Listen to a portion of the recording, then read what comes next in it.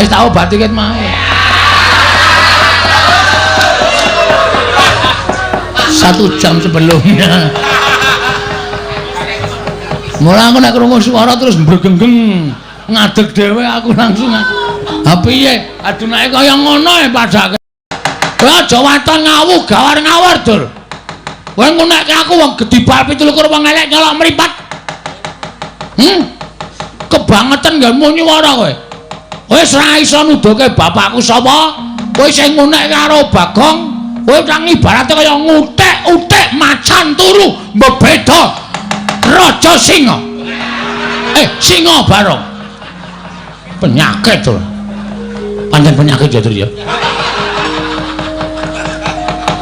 Kowe wani marang krek ning ngarepe Mbantuna. Sing tak wedeni apamu, ha? Sing tak wedeni apamu? Nek meng kowe nesu nek aku ora wedi, aja kok kowe. Prabu Duryudana kon nesu. Bagong ora wedi. Sengkune iki apa? Kon nesu sisan. Prabu Karmen, ya. Karna iki kon nesu. Aku ora wedi. Karta Marma Sato sak kancane Karta Dendha, Karta Piya, Karta Adang. Kabeh kono sak ora wedi. Bagong nek nesu ora diosawa-sawa. Dadi aku wis niat tenan bengi iki. Nek pancen sapa sing tak takoni, bapakku ora do ngaku, ora ngomongake Nalendra Brahmana, ora ngomongake satriya, senopati, lurah. Ajar apa? Padak ke apa? Manggil tenan aku. Ngaku ora bapakku sapa? Aku ora ngerti. Wis tenan ora ngerti. Ora ngerti. Tanteni sak rampunging pasewakan tak adiang kowe ning jaba. Bar bali liwat ndi? Aku cecek nang ngarep Gepura negara Ngastina. Durna ketok Jatasi. Mboten sah lole-lole ditanggung kok ya. Wong sampeyan niku Bagong teko ya wis ngeras suarane ora penak. Nek kira-kira sampean ora ngerti rak ya ora ngerti tenan, nek ngerti ya mang duduke. Kula mboten ngerti Dik Patine, mboten ngerti nggih pun. Omong opanane karo Bagong. Oh Bagong, aku ora ngerti tenan ya, Gong, aku ora ngerti tenan. Kowe aja maksa karo aku ya Bagong. Nek liyane kowe sing nesu mbok kena aku wani, nek kowe nesu aku ora matamu wae aku wis gila Bagong. Mata kok gedene kaya ngono kuwi. Kuwi mata apa-apa? Ndok ge abang kaya ngono kuwi kowe nek nesu men belik kaya ngono kok matamu kaya ndok ceplokan. Muni piye kowe? Muni mripat ku ndok ceplokan. Ora muni tak tambahi brambang tak ajar.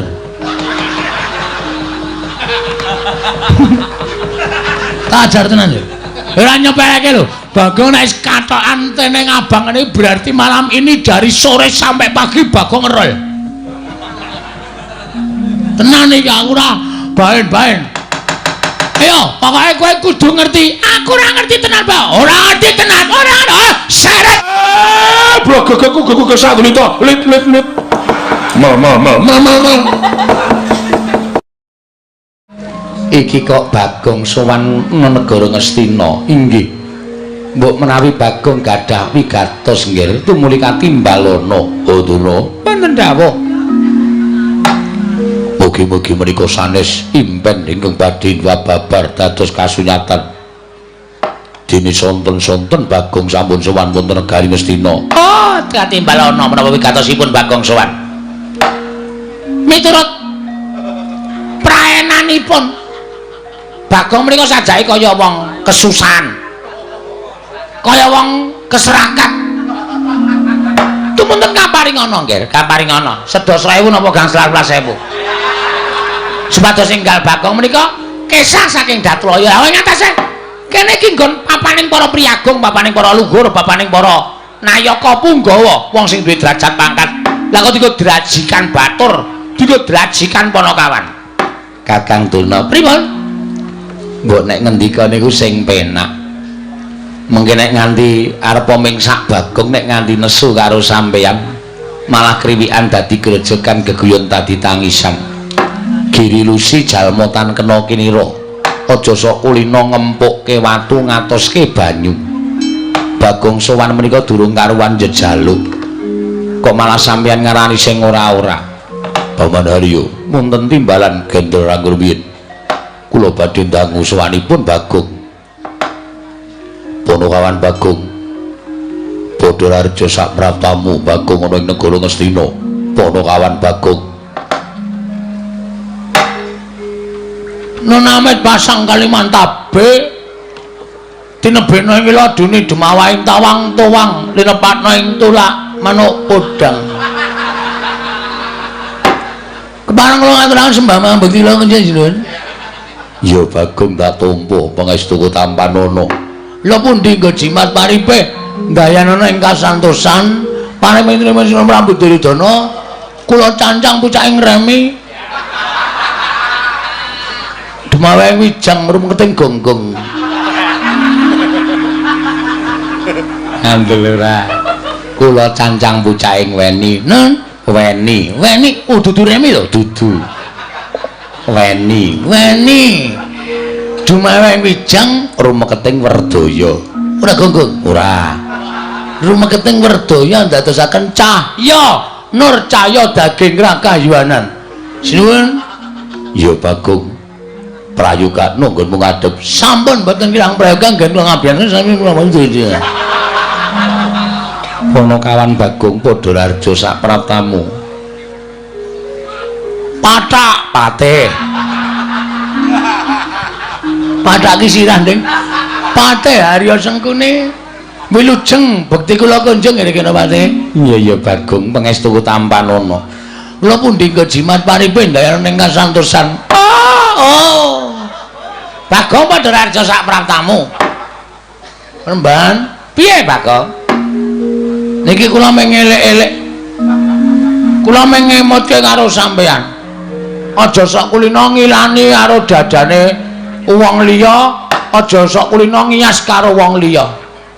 Arep Bagong niki pasuryane ra iku ketok memelas. Ning sapa sing ngerti nek Bagong niku pancen kere.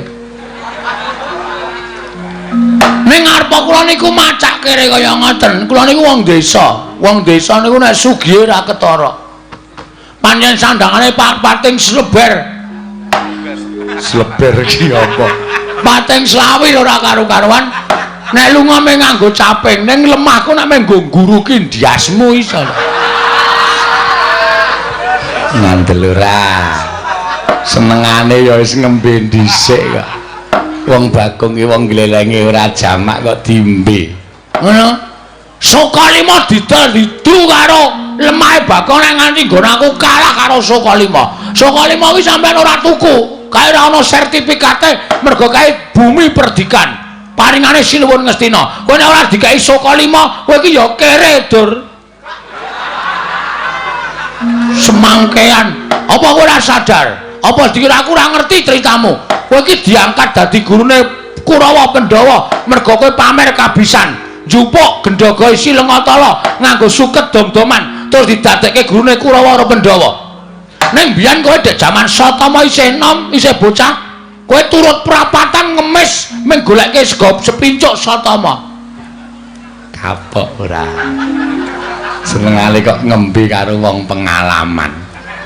Nyepelekke, aku rene iki ora ngemis.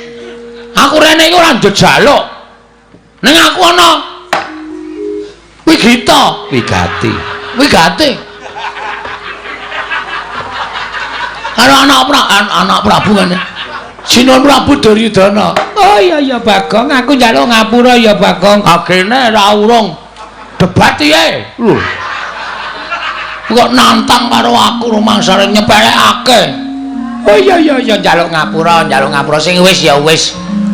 Sing ora dibuang sing becik digoleki aku njaluk ngapura. Aku ora sengaja yen to aku ngece karo kowe.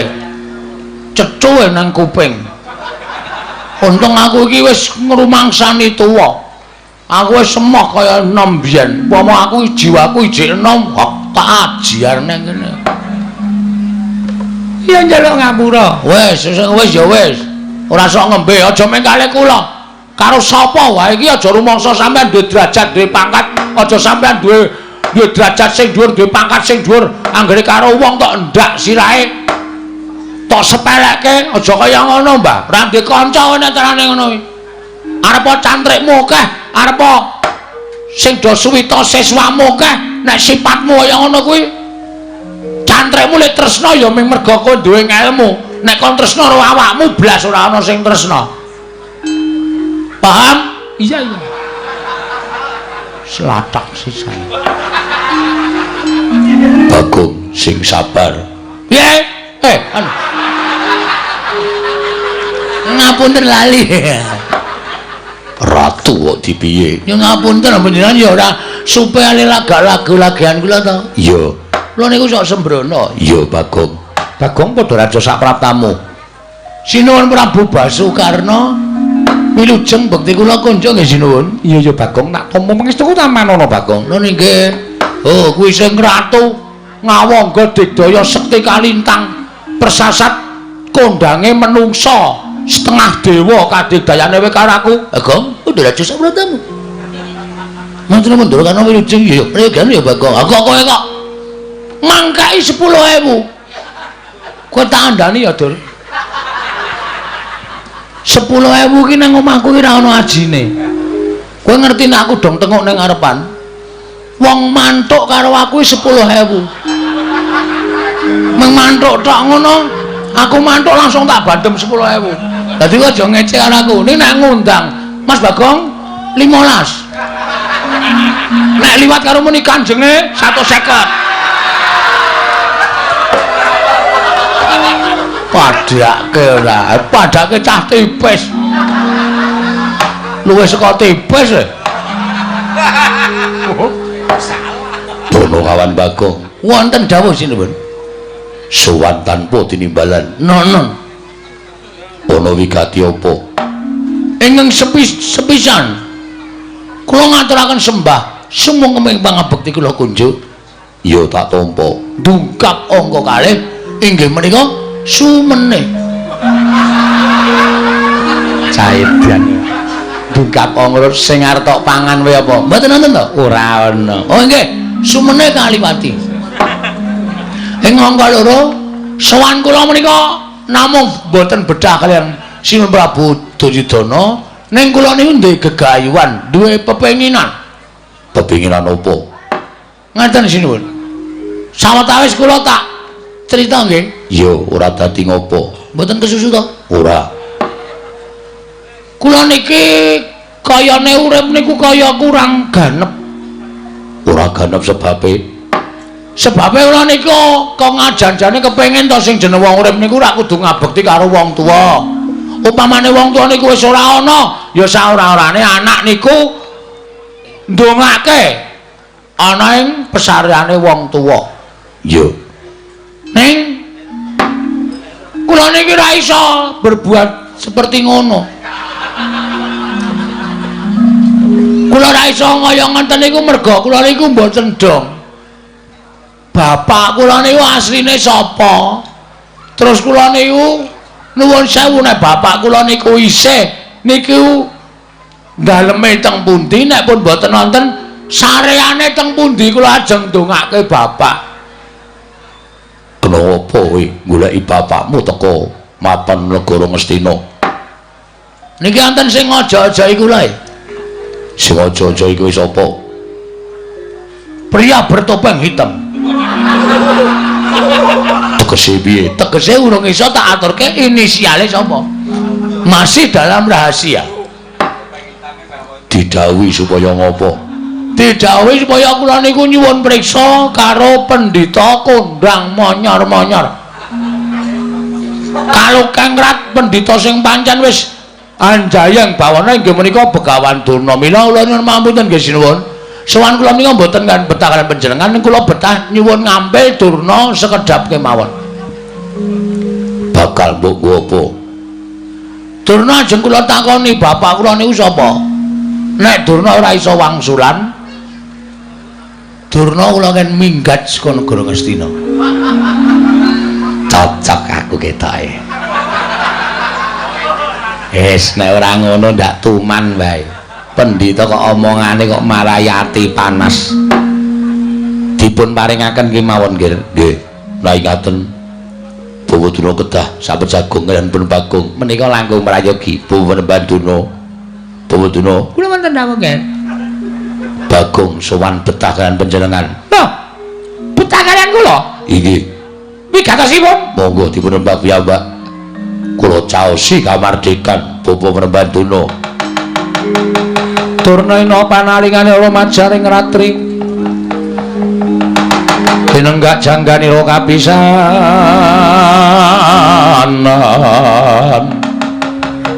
aning perang Bratayuda ing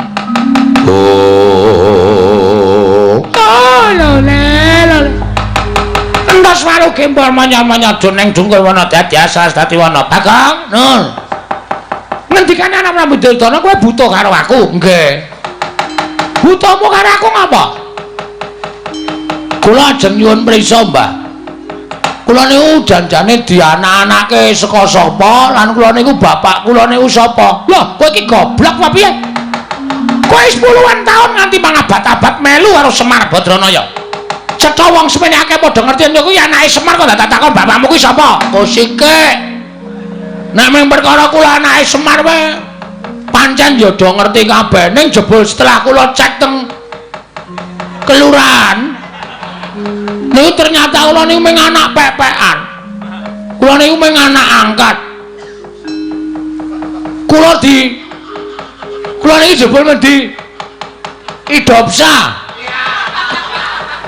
adopsi karo Semar lah asline kula iki pengen goleki karo bapak kula sapa nek pendhita-pendhita ngendi pertapane nek ratu alhamdulillah aku anak ratu ngendi negarane nek satriya ngendi kasatriyane takon dadi kowe takon aku ajarane sampean pendhita ampuh perkara ampuh karo ora kene aku ora ngerti karo bapakmu mergo laire dhisik kowe kula ngerti nek laire ini dhisik kula mari sampean nek sampean iku kondang pendhita ingkang wasis ngerti karo lelakon sing panjenengan boten ngerti karo lelakon sing bakal lakon tegese netra sampean iki iso nyawang masa depan atau masa lalu mlingking saking menika nek sampean wis wani ngadeg dadi brahmana niku sampean kudu wani ngaturke bapak kula sapa nek sampean ra iso ngaturke bapak kula sapa sampean kudu lunga saka negara Ngastina lho kok sik kowe aja ngawur ya dadi kowe ngusir karo Begawan Durna saka pertapan Sukalima saka negara Ngastina iki karepmu piye derajatmu mung batur derajatmu mung ponokan kok ngusir karo Begawan Durna dasarmu apa lho nek kula omongi dasare sampean mesti mengke kalah nggih napa mboten ayo kakek kandha dasarmu apa Ngastina iki ndak iso apa lho kagungane anak Prabu Duryudana ora penemu sampean mergo sampean dibayar karo anak Prabu terus iki dibayar karo Sunan Prabu Ngastina tumuli sampean ngakoni nek sing duwe Ngastina niku Prabu Duryudana nek janjane ora Mbah Ngastina niku nggone Pandhawa mergo sing dadi ratu sadurunge Pandhawa utawa anak Sinuwun Prabu Duryudana menika inggih menika Prabu Pandhu Pramuka ngawur Prabu Pandhu Dewayana niku Nalendra Ngastina apa ta sebabe kok Sinuwun Prabu Pandhu kok ora maringake negara marang para Pandhawa sap kuwi sebab disingkat dadi sap Prabu Pandhu Dewayana dibanjut karo dewa nalika Prabu Pandhu niku nyuwun ngampil titiyane Sang Hyang Jagat Girinata inggih menika Lembu Andini dinggo titiyane Dewi Madrim dudu Bathik Madrim lho Dewi Madrim nganti Prabu Pandhu sumpah menawi sing pulun Sang Hyang Jagat Girinata menika maringaken ngampil Lembu Andini benjang pejah kula sagah manjing wonten ing neraka ngoten niku monggo Prabu Pandhu pun nate nampi sumpahe Kidang Kimindama do nalika Prabu Pandhu bedak wonten ing alas ana kidang loro lanang wadon arep do piye Ora usah tak genake, sampean wis ngerti dhewe jaman sampean karo jaran. Hus. Melancang ucapmu, ayo wis ngono kuwi. Lagi do ambus-ambusan. Jeneng Prabu Pandhu dipanah. Terus Badar Resi Ki Mindama nyupata karo Prabu Pandhu. Pandhu ana wong arep sakaron sih, ana wong arep saresmi kok tok ganggu. Mula kowe iso nek nganti wani campur karo bojomu ing kono bakal tibaning pesti kowe tekaning pati. Sedhe Prabu Pandhu. Piye ndek bojo loro? Ra iso dikapak-kapake. Nah, Prabu Pandhu tumuli dibanjut dening dewa. Sampune dibanjut merga Pandhawa isih cilik-cilik, Prabu Pandhu tumuli nitipke negara kalian rakanipun nggih menika Prabu Destarata. Kakang Adipati, kula titip negari benjang menawi Pandhawa sampun dewasa kula aturi maringaken dhateng Pandhawa. Ning wangune Prabu Destarata ngemut gula krasa legi luwe-luwe. Diojo-ojohi karo kiwa tengening Prabu Destarata, ya kuwi adine Ipe. Adine Ipe, Prabu Destarata sapa? Aku. Wis ngaku wonge wis ngaku. Terus nganti tekan mangsane negara Ngastina dadi darwahe Prabu Destarata nek jange kuwi nggone para Pandhawa. Loh, jaman Prabu Pandhu kaya ming abdi kaya ming batur. Kosek. Sing yasa Ngastina iki Prabu Sentanu. Aku ya momong, Mbah. Prabu Sentanu yasa negara Ngastina. Niku nuwun sewu. Kula nyuwun pangapunten lho, kula niku melu ngudak semen. Melu gawe pondasi, melu ngunggahke blandar. Dadi kula niku duweni hak tumrape negara Ngastina. Mula nek Ngastina ngene iki ana wong sing ora iso dipercaya, luwih pendhita sing ora nyata. Bagong tidak terima. Harus go on. Kleru. Harus out saka negara Ngastina. Kudu lunga saka negara Ngastina. Aku ora mentok Ngastina dilenggahi pendhita sing ming katon suci, jabane ning jerone lecek kaya telek. Bobotuna kados pundi? Sekedap kir. Oh, lole. Apa iki numuse ya, Kang? Numuse apa? Impen mau. Hus. Aja disampung rapet karo impen. Ora ana sampung rapet karo pasumenan. Upama ana sampung rapet karo impen apa ya Bagong iki bakal keduga dadi sono patine bakalan dono. Oh, ora bakal iso. Bagong ora bakal iso dadi sono patine bakalan dono mergo dono kuwi ora bakal iso dipateni dening ponakan Bagong. Sing kandha sapa? Ala istri kowe tak mateni kowe mudhar kabeh kok. Apa meneh menungso? Pun sampean mang ngomong. Ngerti mboten bapak kula? Oh, Bagong. Yang kowe takon karo bapakmu. Sejatine aku ngerti ya mung karo Semar kuwi. Semar kuwi bapakmu, Bagong. Mula nek takon liyane bapakmu liyane Semar kuwi aku ora iso ngandhakake. Sing gedhe pangapuramu. Nah, wis sakniki cetha nek ora iso ngandhakake. Ateges sampean kudu lunga saka negara Ngastina. Sampean kudu kesah saka negara Ngastina. Loh, aku dadi kowe nunduk karo Begawan Dana. Ah, ora iso pokoke. Gelem ra gelem sampean kudu lunga. Ora gelem lunga saka negara Ngastina aja kelakon dosa. Ngendi kepethuk Dana tendhangi. Wus. Ah, lole panas maning jajaran surtaning bawana iblis alat. Lah kok dadi kowe kaya ngono, Bagong? Dinengke karo wani karo Begawan Dana. Aku ki ala-ala ki priyagung. Aku ki piyai luhur. Aku ki pujanggane negara Ngastina. Kok mung diwaneni karo kere gedhi bal 17 kaya kowe iki. Kowe iki dinengke malah nylangkah sadhuwuring tenggak. Aku ora ngerti karo bapakmu, arep minggat karepmu, ora ya sakarepmu. Legane ngatiku.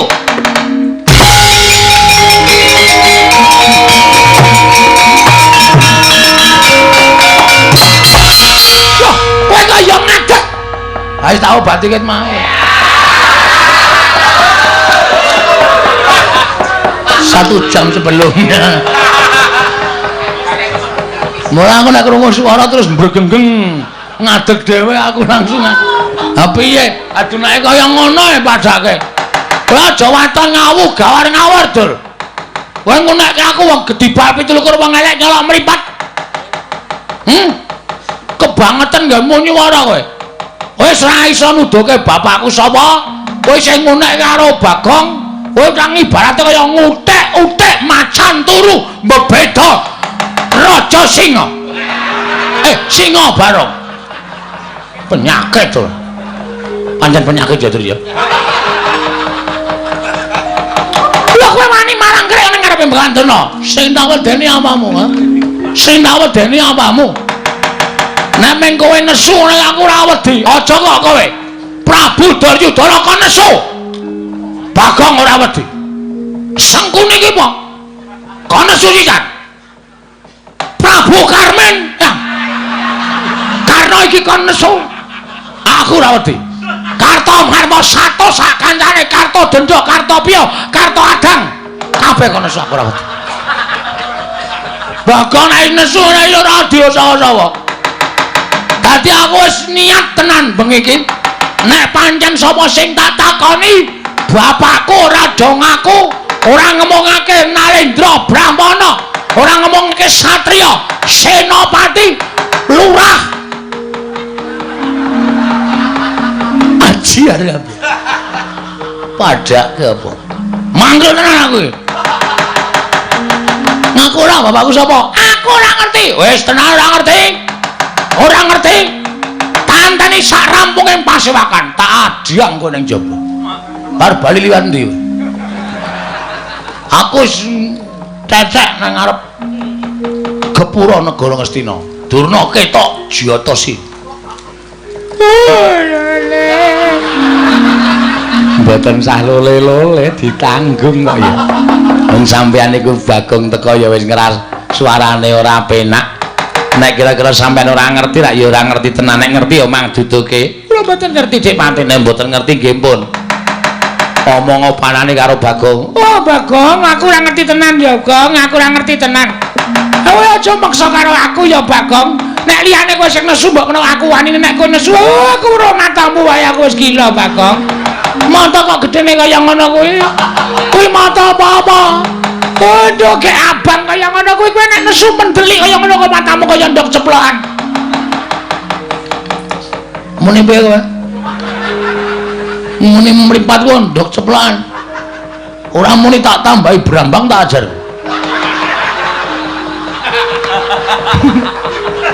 Tak ajar tenan lho. Ora nyepeleke lho. Bagong nek katokan teneng abang ini berarti malam ini dari sore sampai pagi Bagong ngerol. Tenan iki aku ora baen-baen. Ayo, pokoke kowe kudu ngerti. Aku ora ngerti tenan, Pak. Ora ngerti tenan. Ora ana syarat jopo kali.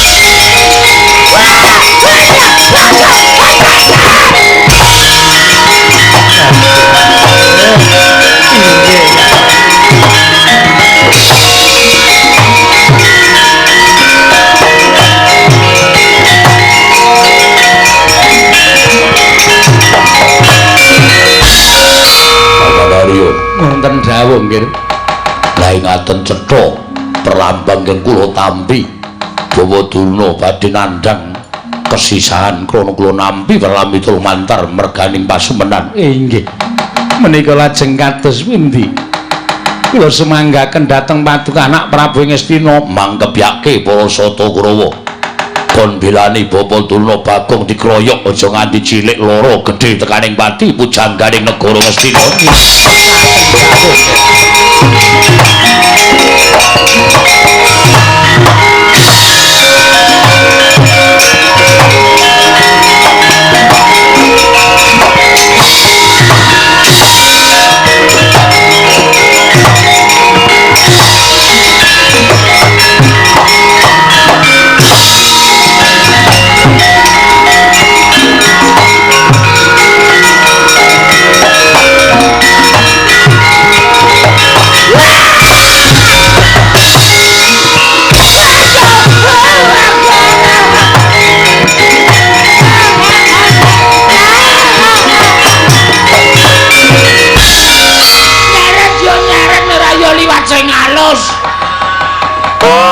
Undak-undakan barang aku diseret nganti sirahku suarane tok tok tok tok tok. Apa ora kowe? Nyepeleke. Aku nek wis nesu ora baen-baen.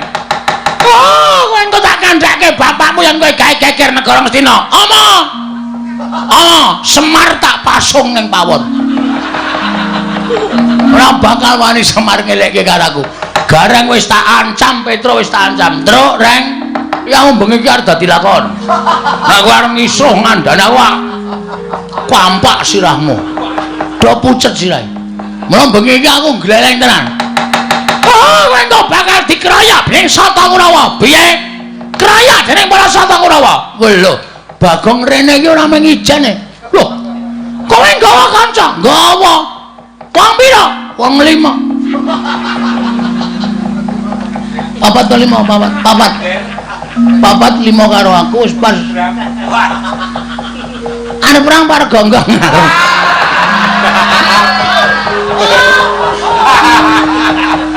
Ora guyone serius sih. Ajar tenan kowe. Kowe engko bakal dikeroyok dening para Sata Kurawa.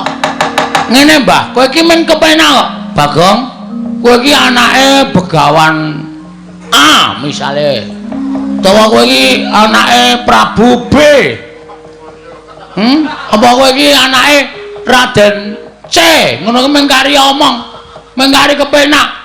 Mung ngene kok rekoso. Hah? Aku ora ngerti tenan, Bagong. Aku ora ngerti tenan. Aku ora ngerti tenan, Bagong. Aku aja tak duduk. Aku mung arep ngelapi keringet. Ora arep ngampleng karo kowe ora. Aja sumelang, aja sumelang. Aja wedi, aja sumelang. Oh, lele.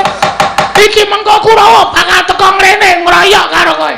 Nek kowe ora gelem ngeculke karo aku. Halo sayang.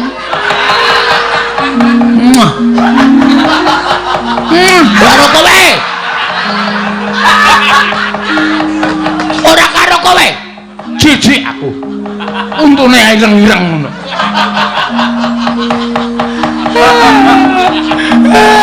Ayo kowe mawar ngondhake Kurawa ngeroyok aku to saiki Nolea. Nolea sapa? Sapa botoku Nolea?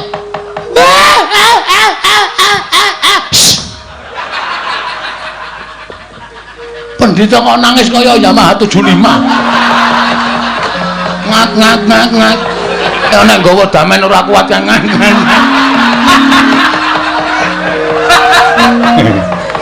Piye, Gong? Mboten ngerti wonge. Lho, ora ngerti. Mboten ngerti jare pendhita pengpengan. Mboten ngerti kula kok dadi ora dong niku. Terus kula ngancam nek pancen ora ngerti jauh diajar ya kula seret saking Datraya. Bagus. Mergo sing dadi harapane menungso, kowe takon karo sama padane menungso, Begawan Durna kuwi saora-orane iki gurune bapak. Bapak kowe satriya pengpengan kowe Suwitara Durna nek Durna ora weruh, gunane apa nggo sandangan cara pendhita? Gunane apa nganggo sandangan cara Brahmana? Teteli sandangane. Teteli, turake katoke cawet. Gulange bandil jepreti. Aduh. Udah ngelakone wis mules aduh. Aduh, Bagong, aja ngono ya Bagong. Aja kaya ngono ya Bagong, aku wegah tenan Bagong. Kowe kudu bloko ora boko iki. Alga Joko wis nang mburi lho. Ngati-ati lho. Mas aja diperai. Mas aja diperai. Kok kaya ana campur sari to, Den?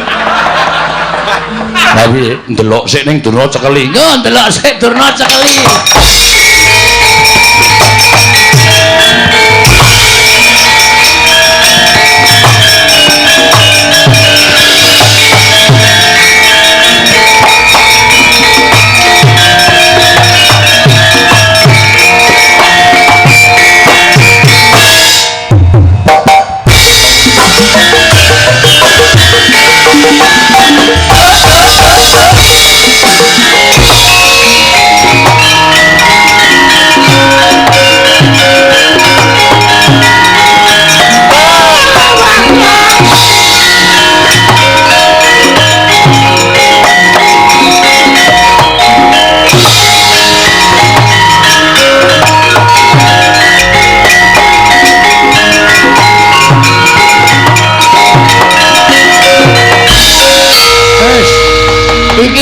ora seneng-seneng wis paripurna. Lagu terakhir ya kuwi Liwung. Kowe saiki ngaku ora wis tak nehi kesempatan tak nggo mikir selama aku ndelok bintang tamu. Iki mau kowe tak kon mikire wadene kowe ora iso menehi keterangan karo aku. Kaya jumbuh kandhaku ngarep kowe kudu lunga saka negara Ngastina. Ora iso menehi keterangan karo Bagong. Percuma kowe dadi pujangga negara Ngastina. Aku ora ikhlas nang Ngastina dilenggahi pendhita kaya kowe sing ora ana nyatane legane ati.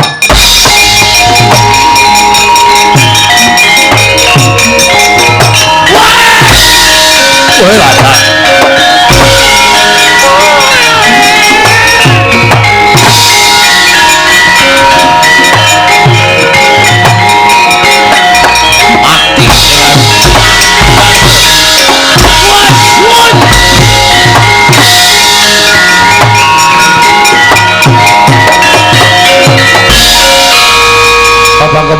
mungking ayuda kepapak bawatnya bentar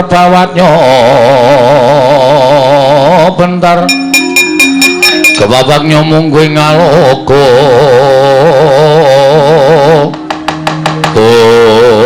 menungso ratatanan indah-indah derajatmu kedibal kowe ming Ponokawan wani gawe geger negara Ngastina malah kowe wani nyempalani karo bapa Prembanduna. Bagong, aku sing ora nrimake sawangan Kurawa seglaris papan bakal sak biyantu karo bapa Prembanduna. Apa bareng kira aku wedi ha? Blas ora ana wedine aku. Nek meng Kurawa wae aku ora jinjo mula aku wani ngeret-eret Begawan Durna pancen tak pancing niatku men Kurawa nesu karo Bagong. Nah, dipangan umpanku karo kowe Karta Mondol. Karto Marmo. Arep ngopo kowe? Arep nganu ngajar Bagong ora wedi aku. Bali ora kowe. Sesuk ora bali, saiki ora bali.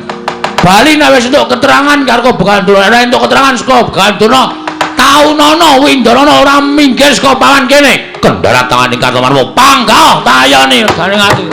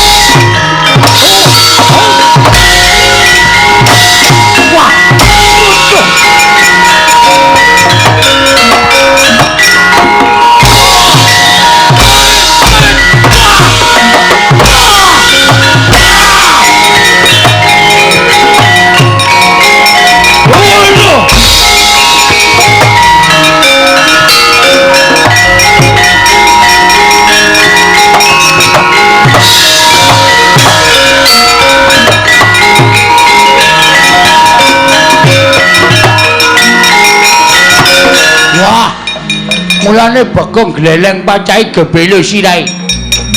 Dicobayi ayo aja sira. Oh, Pakde. Panjen aku ngancani karo Bagong. Mergo Bagong ponokawanku kepengin goleki bapakne. Aja sira. Piye? Mudula. Bagong tekan ya kricuk cara sikile. Arto kapake bojo cari kricuk sikile. Undurno antasena sik jebul jajawu dibano. Yo.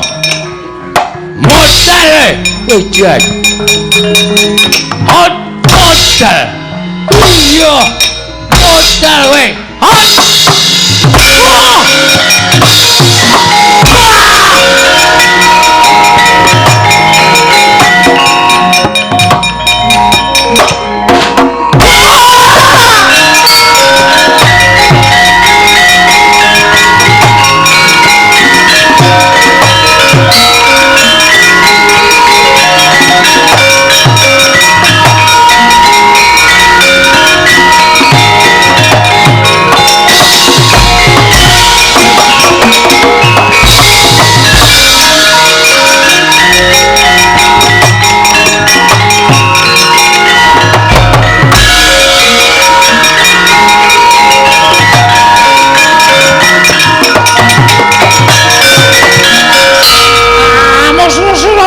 Jajah mlatai imbagian padha-padha.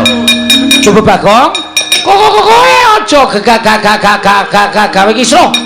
Negara Ngastina ayo bali bapa begawan turna. Ora ngerti sapa bapakmu. Mula kowe aja budhek banyu bening kahanan negara Ngastina. Kowe bali ora? Aku ora bakal bali. Tahu nono Windolana ora bakal bali. Bajigur kowe ngecek aku kowe. Kowe ngecek kowe, ora ngecek. Wong gagape kok arep gleleng. Hah? Sawangan. Kartomarma, Surtayu. Kabeh mundur. Lah kok kowe wong ngomong ora cetha arep gleleng. Arep odor. Wasem. Durung tekan nggone wis dijebloke. Ayo, areng apa? Titi bantanganku kekakon titi njongek nyawamu. Ya. Kowe iso mateni Bagong bumi langit tangkepnya. Gak diantemnya. Dan. Iki ikhlas lahir batin, ora ikhlas bapak-bapaknya. Tak jajal wong gagap ki omongane piye? Antemane piye, guys? Gak omong guys. Gak omong gak ngantem guys. Kok omong kleru-kleru. Kelakon mati dening aku nyo. Diar kowe. Agene meng kaya ngono. Aku iku rene ketiban kambil tak kandhani. Dadi name antemamu ora sepiro wae nyo. Elok. Kowe rasa gleleng, mula aku wis tak omong karo kowe to. Kowe iki nek gleleng senengane ora iso kaya ngono kuwi. Asem perang disambi golek laron. Kayane kaya eman-eman iki nek nggon aku wis tak campuri ndok. Kemanja banget. Ayo nana pancen kowe. Titik. Oh, mencok raiku barang to malah. Wah, walesen. Cici traksi. Aku walesen. Kepiye? Aku walesen kowe ora mundur, mungsuh Bagong tijungake nyawamu kowe.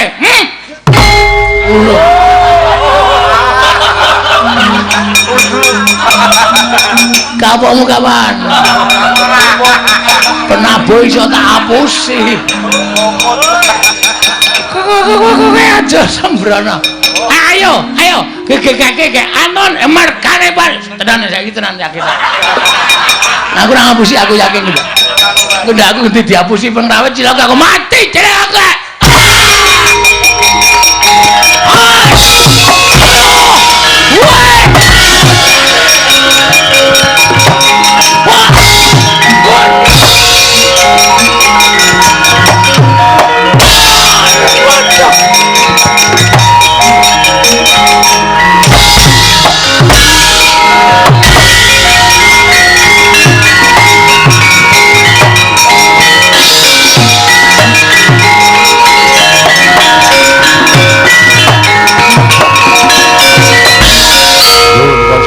mundur. Bagong ngamuk diwangi Antasena. Kurawa bubar maut mundur. Mundur. Mundur.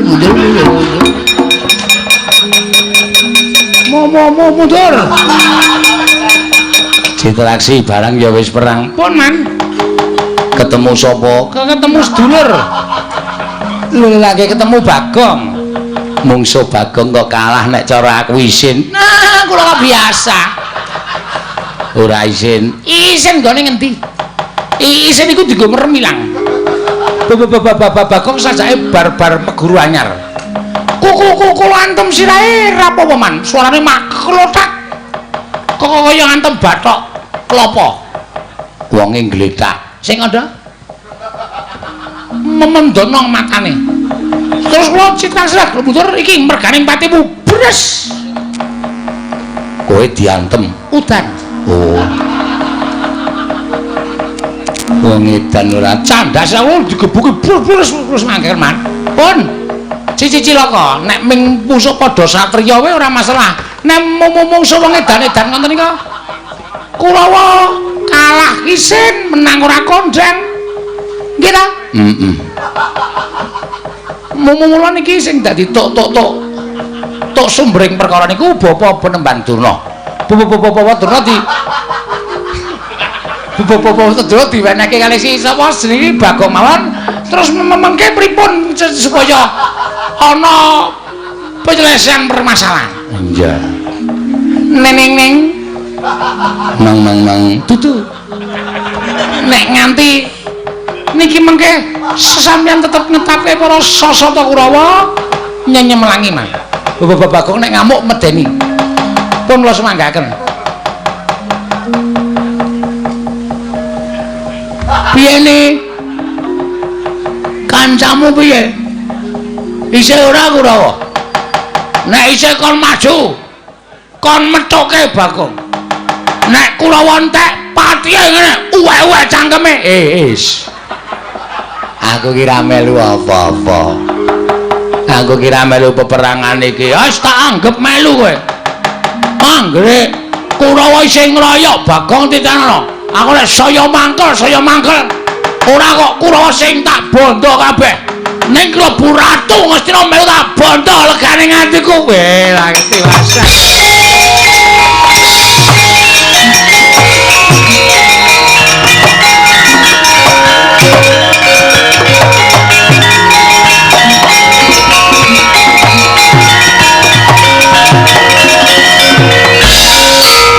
piye kok Nun piye niki sing disandra wau malah mlayu sapa Durna.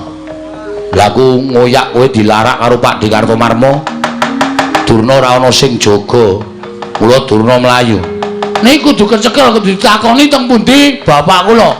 Nek ora iso kecekel ngrekoso. Arep takon sapa meneh ora takon Begawan Durna. terus karemu Sampeyan tanggung jawab iso nyekel Begawan Durna. tak cekeli kowe ngoyak saka kene aku tak ambles kuwi tak methuki saka kono Siap.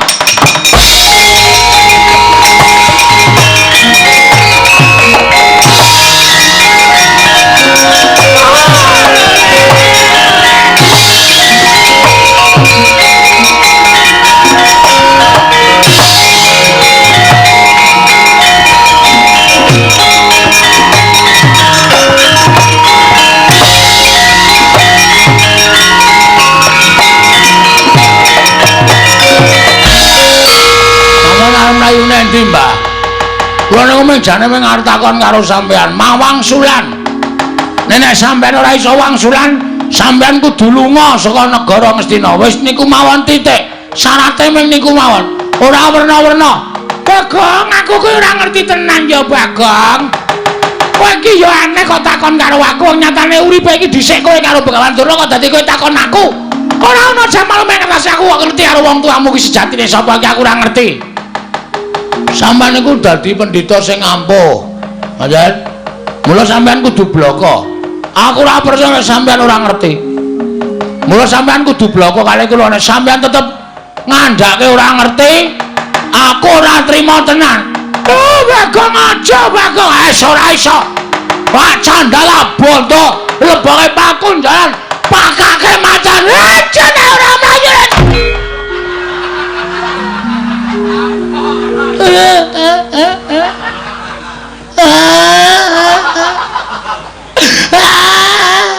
ngopo mbah Bagong aku minta maaf aku njaluk ngapura aku ora iso ngandhake bapakmu Bagong aku aja to pilara ya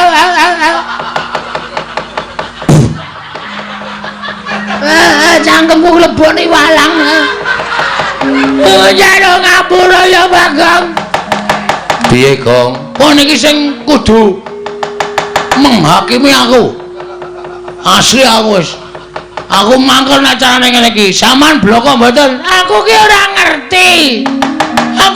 ngerti tenan Bagong wis nek ora ngerti titeno tendangi siramu sik Gong sik aja ngawur iki pendhita lho Gong terus nek pendhita tok kurang ajari tok tendangi sirahmu aku sing ora trima arep dikaya ngopo iki gurune bapakku Durna ki tau tate mulang ilmu karo bapakku. Kena kowe nesu ning aja terus mulasara kaya ngono. Bener Antasena. Matur nuwun ya Putu. Aku wis tak lindungi. Meneng wae tak rembuke sing apik-apik, Mbah. Iki lho cah Bampung ngerti tata krama. Ora terus apenake dhewe. Terus ra entuk ditutuk dijotosi ra entuk. Ora entuk. Kena kowe takon ngoyak kena ning aja nganti nibake tangan. Kowe jane melu ngendi kowe? Mulak-malik kowe no, Sena. Ora positif kowe. Ora grape nek carane ngono iki. Mau ngewangi aku saiki ngewangi Durna. Aku ngewangi Durna iki mergo Durna iki gurune bapakku. Nek kowe arep gendhasi karo Begawan Durna aku ora ngiklaske.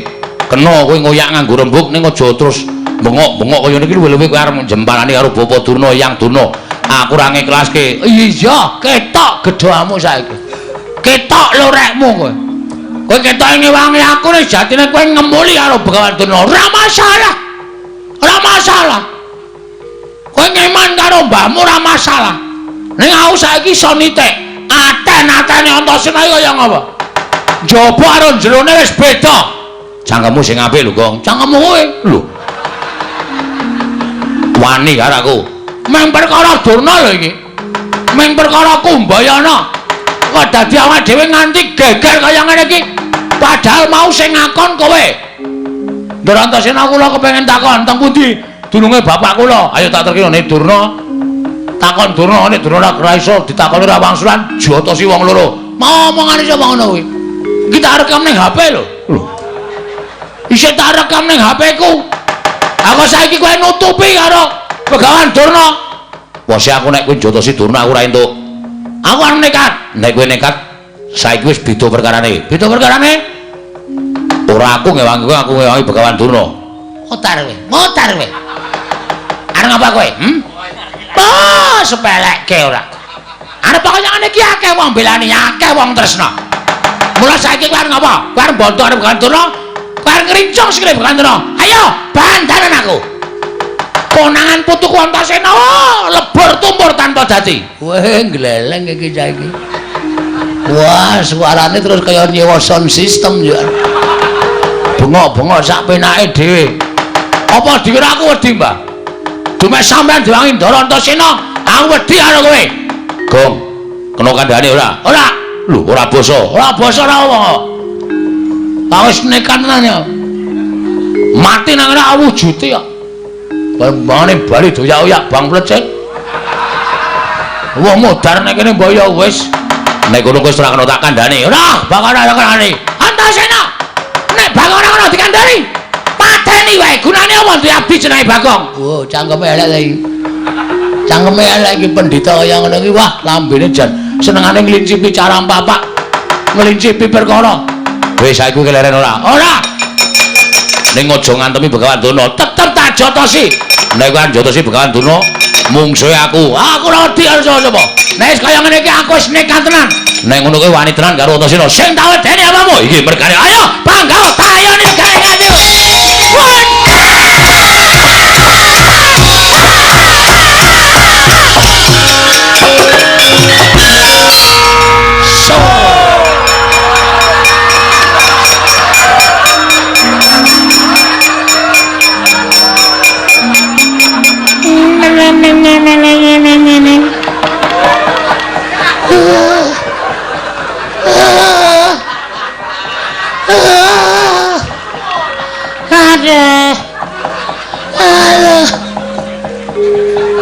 Wong kok ora apal sandiwara.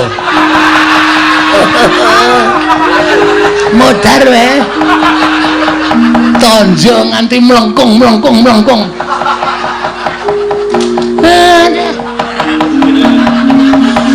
De pasir.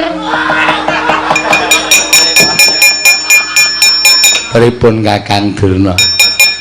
Kula mangga tang. Kula mangga tang. Boyok tugel. Waduh, Tenan niki. Mesti di give napa? di give Digip. give kok ya gelem kok kula. Mana wae lah eneng sing wangi. Lah tak gawa mlayu ketiwanan.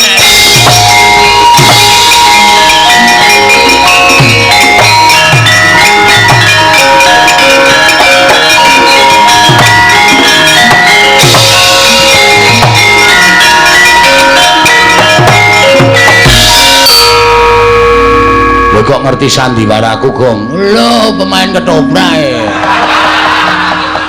Aku wis paham sampean kedap-kedip mripate. Lah wis oke. Ini jak Brahman iki.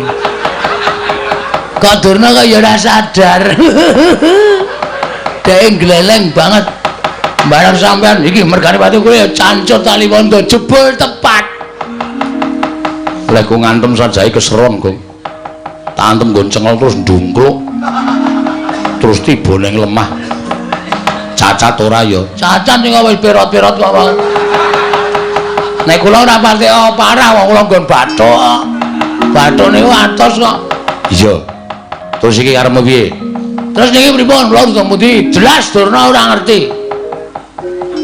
Janjane aku arep ngenehi dalan karo kowe ning aku wedi, Gong. Wedi masalahe? Nek aku katut-katut mengko aku nampa duka, luwih-luwih aku bakal dipidana.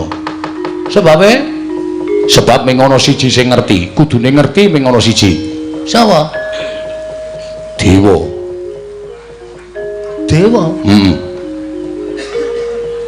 Papane ning kayangan. Kowe munggah ning kayangan Suralaya. Lho, apa isih ana kereta? Lho. Nek jurusan Surabaya ki ndak mau jam 6. Suralaya basa. Wah, Suralaya to? Krunguku Surabaya.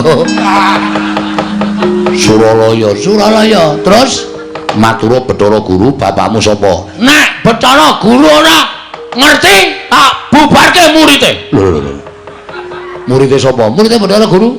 Bathara Guru ki udu guru sekolahan kuwi udu ning Bathara Guru. Oh, lho tak ketemu. Tangane papat. Wah. Nek kosokan suwe kuwi. Lho. Kok suwe? Keleke papat e. Ndak su kelek loro wis suwene ora jawa-jawa kok keleke papat. Kuwi kayangan ana ngene takon, Bu Kulun, kula nyuwun prisa bapak kula sinten? Nek Bathara Guru ora ngerti, Amuk. kowe kok seneng banget nek ngajani aku elek kowe. Lah arep ngopo nek ora ngerti arep ngopo? Nek aku modar seneng. Iki ki mung titahe. Dewa kuwi wong sing nguasani kayangane. Titah kaya aku nek nyawang karo kowe iki titah sing kena lara lubeting pati. Maksudnya? Iso lara ning ora iso tekaning pati. Wah, malah rekoso lho kuwi. Nek upama lara nganti lara banget aduh monggo ora mudar-mudar malah kesiksa lho. Mbok kata-kata kuwi dilangi wae. Ora kena lara, ora kena pati, ngono malah penak. Kowe titah sing ora kena lara, ora kena pati. Nah, Munggah ning kayangan. Ora ana sing iso ngalahke karo kowe. Yakin aku sumpah. mun nek nganti kula kalah cemplungke kawah candra di muka, Tak susul. wah, meng bluk iki mengan. Iki meng kata-kata kosong iki mengane. Iki nek carane majalah ming pawarta sanes kasunyatan iki. Engko aku nyusul nek kira-kira kowe sing menang aku tak ning donya wae engko ndak dikira aku sing aja-aja karo kowe. Ngoten iki? Iya. Oke, ora masalah. Terus kayangan niku liwat Ngapur. wah niku tikete larang. Mabur piye carane kowe anake Semar? Ning nganti iso mabur percuma. Ala dene kowe anake Semar, anak angkate Semar, anu mulai karo bapakmu sing tenanan ming mabur kok ora iso. Oke. Mang tonton Den. Wadake. Arep ngopo kowe? Matek aji. Tekan kayangan. Ya muga-muga ora temangsang. Mabur kok temangsang. Ora nganggo kendali rak mabur.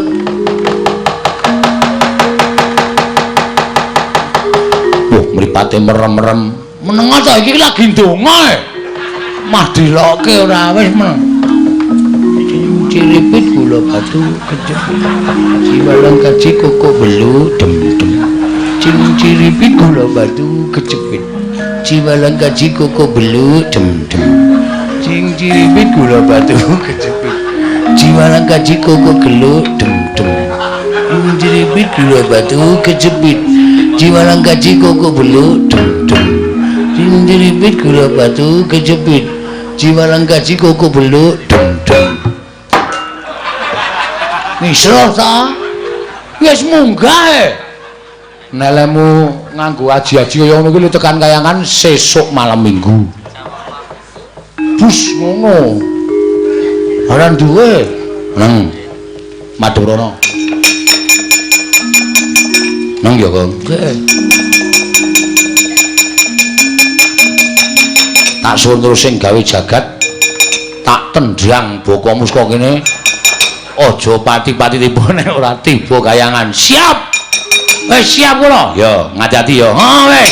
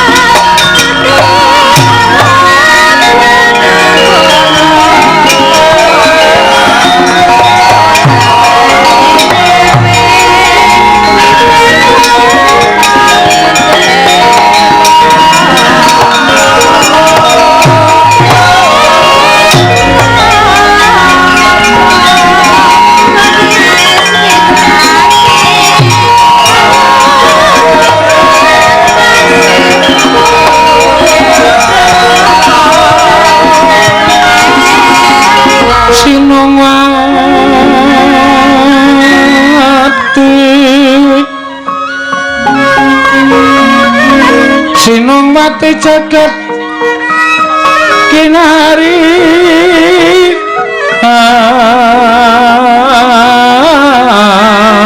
among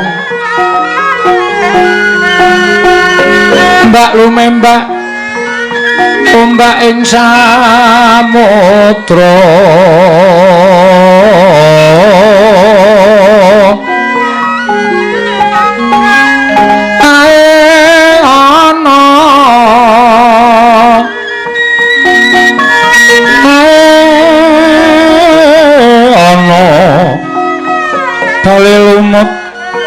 ambraganggeng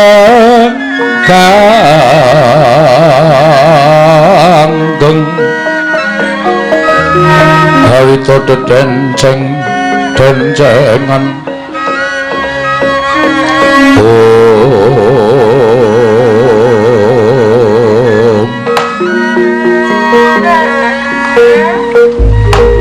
Mas Tunomo Sidam karing bawana langgeng Kakang Narada Kakang Resi Kanika Putra merkencong warudayong Pak Pong Bu Bolong kali cedhi sapa sing gawe punapi di Kakang rumaos bingung raos sing manahipun ingkang rayipun Manikmaya ingkang sekawit kamontenan kayangan katingal ayem tentrem nanging dumadakan wonten hawa panas ingkang sumundul wonten ing ngawiyat. Kakang Narada menika saking dayanipun menapa? Nuwun pamunten, Dik. Menika mujudaken satunggiling pandangon menapa panodi tumapipun Raka Gusti Pangaludal sebab paduka menika dewaning para dewa nalindraning para Jawata mesti kemawon mboten badhe kekilapan dhateng mubah musikin titah nanging sebab menapa dene paduka dadak dangu dhateng Raka Gusti Pangaludal Adi Pramesti Kakang Narada punapi ibaratipun kula menika ingkang damel cangkriman Kakang Narada ingkang kedah mbatang cangkriman mboten wonten jamak limahipun ngatasipun kula menika ingkang damel cangkriman Kakang Narada mboten purun nanyang krim nanging kula ingkang mbatang cangkriman menika namanipun mboten nilok Kakang. Dalah. Inggih. Menawi kula mekaten kula badhe munjatung saha paduka Adi Pramesti Bathara Guru. Sejatosipun kayangan menika mboten wonten lemah sangar kayu waing. Pandhita malih tinggal menawa dene wujuding satriya ingkang seleh kasatriyanipun tuwin ambrahmana menika babar pisan mboten. Namung mugi antatos ing kawuningal. Bila jagat geger menika dipun sababaken namung tingkah lampahipun titah pujangkara ingkang mboten gadhahi derajat tuwin mboten badhahi kaluhuran wonten ing ngarsa paduka Adi Pramesti Bathara Guru.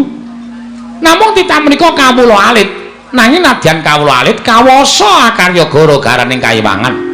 Lan mugi antatos ing kawuningal menawi Adi Pramesti Bathara Guru menika mangke mboten limpat mboten pinter anggenipun ngungkap dhateng lampaning jagat tartemtu badhe ngembet utawi dabe malembar wonten ing kayiwangan Suralaya mriki lho Di menika ingkang dados kuwatosing manahipun Raka Gusti Pangaludal Adi Pramesti Bathara Guru rikat lampahing rata tan pantara prateng sukuning argaram kang tumingal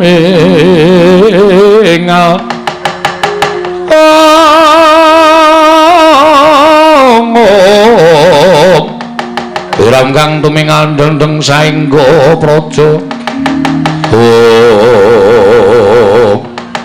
Dereng ngantos paripurna Membalacana. Kasara ingkang wantun minggah wonten ing Bali Martya Kunda Manik. Nenggak majanipun Lurah Semar, Lurah Bagong nyerpepeh pindha sata meterang karya kagat kang samya mulat.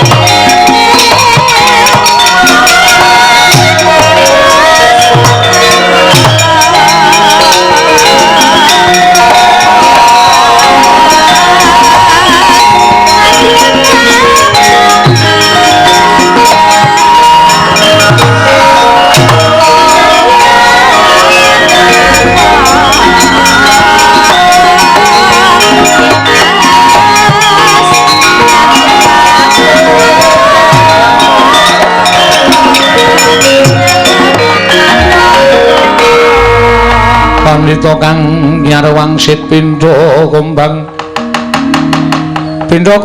ngajaping tawang susuh angin ngendi nggone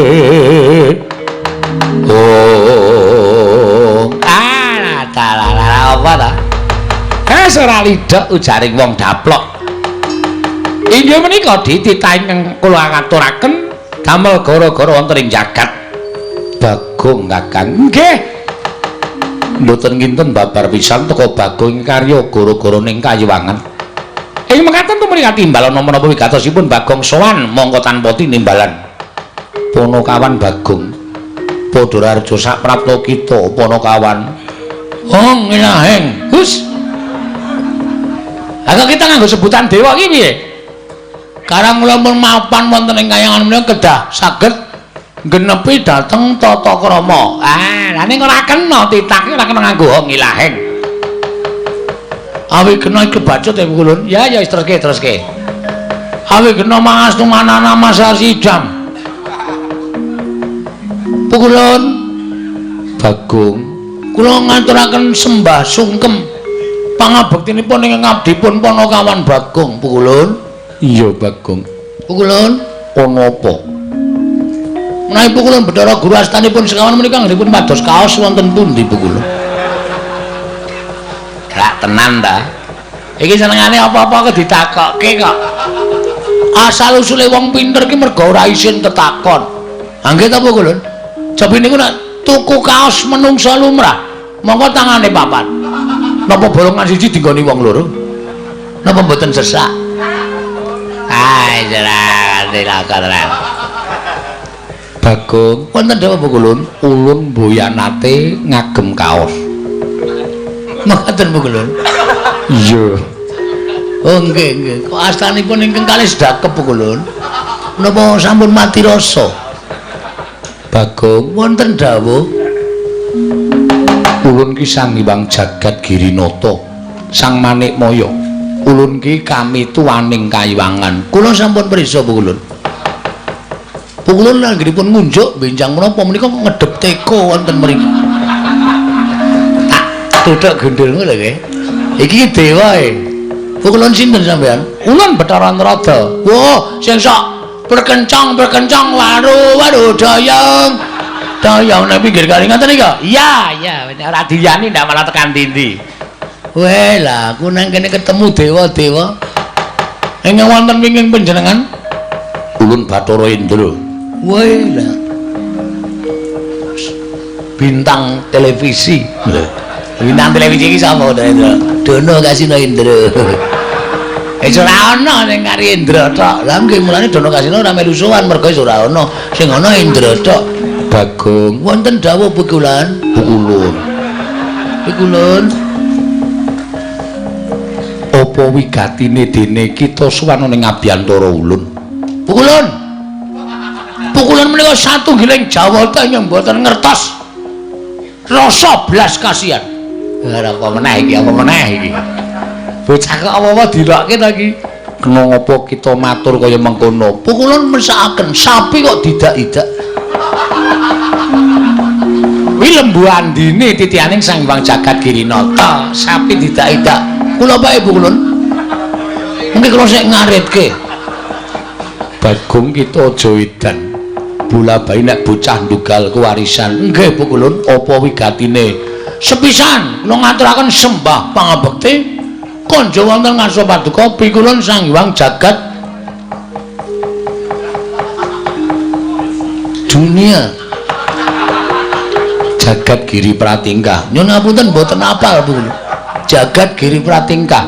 Ulun tampa pangestu ulun tampanana. Kula pundi nggo jemet paripe mugi anadosna engkau napa katentremaning manah kula Pukulun. Iya Bagong. Dene dukap ing ngangka loro. Pukulun panjenengan menika sesembahanipun para titah wonten ing ingkang gesang wonten ing Madyapada.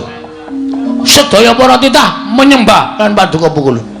Mboten wonten ingkang mboten nyembah lan panjenengan.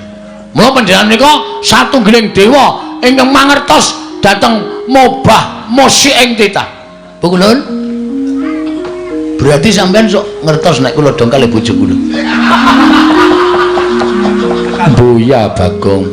Nun Mbuya. bois kok mbuya. Mbuya iki ora. Wah, ya ora ngerti kok. Tak kira nek bois. Ing ngangkat 3 sejatosipun manah kula menika menangis Pukulun. Ati kula menika nangis. Sebab menapa? Kula menika mboten nate tepung kalian tiyang sepuh kula. Bagong, apa? Wis basa wonten dawuh. Kita iki piye kok dadak nangis ati kita? Wong ditutupengi kita kuwi anake Semar. Bohong. Kamu tukang bohong. Malah nyanyi barang. Kita kuwi anake Semar, dudu. Semar ki meng bapak angkat junjung. Semar ki bapakku Pupon. Ngoten. Dadi asline kula niku anane Bagong urip ana alam padang, mesti eneng sing anak-anake. Ra mungkin menungsa kok mledhek saka watu. Ra mungkin. Ra mungkin kula kok tiba-tiba wonten druk langsung teng rumah bersalin tanpa ana simbok. Ra mungkin kula niku diciptake saking tumindake bapak kalih simbok. Mula kula ajeng takon bapak kula sejatosipun menika sinten Bu Kulun? Bagong dalem Ulun critani. waduh suwe iki Mbuya. Ulun tak crita kelawan jeneng kita. Kita kuwi sayekti mbuya dianak-anakake. Sabab ngerti yo. Kita kuwi asale saka ayang-ayangane Kakang Ismaya. Nalika semono jeneng kita kuwi dudu Bagong nanging Gombak. Ombak Ombak dengkulmu kuwi ora. Satemene kita kuwi tuwa dhewe tinimbang Petruk karo Garing. Nanging gandeng kabeh mas pinesti kita tumuli dadi nom sing dituwake Garing karo Petruk. Ning sejatine kita kuwi asale saka ayang-ayangane Semar. Mula yen to kita goleki kelawan wong atuwa kita ora bakal ana. Ngono Bagong critane. Kok kaya mung dapusi ta ya? Ora mungkin wong kok digawe saka ayang-ayangane Semar atene. Ayang-ayangku dhewe tak gawe wong wedok ayu. Terus tak pek dhewe. Sampeyan ampun ngayara. Ampun ngayara. Ampun gawe cerita sing ora nyata. Niki kula wis tekan sirah lho emosi kula. Kula bar ngamuk teng Astina. Durna bar tak palu sirahe. Niki kula munggah teng kayangan wigatine nyuwun priksa kalih sinuwun pukulan Bathara Guru. Bapak kula sapa? Kula omong namung wangsulane Bagong, kowe dumadi saka ayang-ayangane Semar.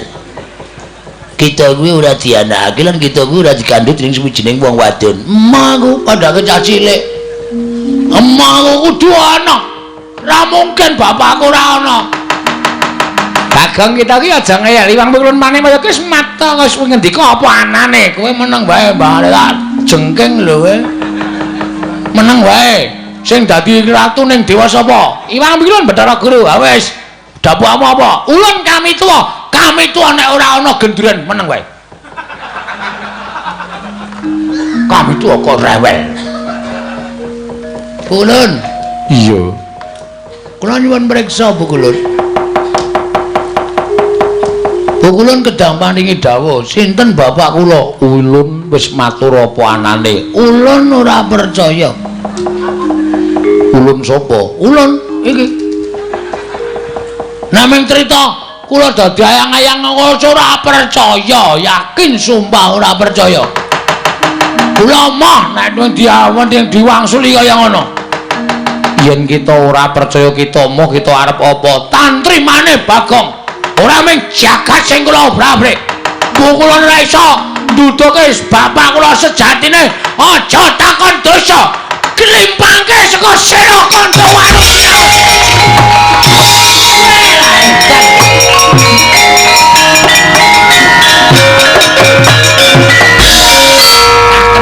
Cakentir. Caitan. Rada petuk. Kuwi ra malah kurang ajar ta kuwi. Kita iki karepe piye? Bathara Guru kok tok getak nganti melayu. Kowe mlayu ra we.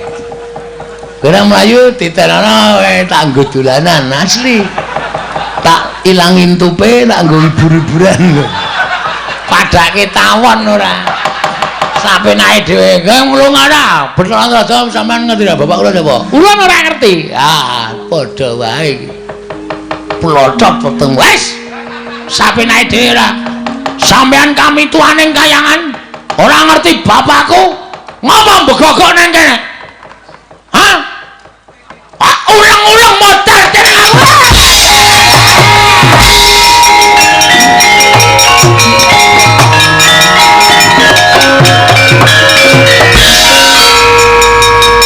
Bagong wong kang kaya kowe padha karo wani marang kadewatan iki putrane Bathara Gring ngangka catur Bathara Indra ingkang bakal bondo lawan kowe yen perlu tak lebokke ning kawah Candra Dimuka kowe sing tak lebokke ning lemari es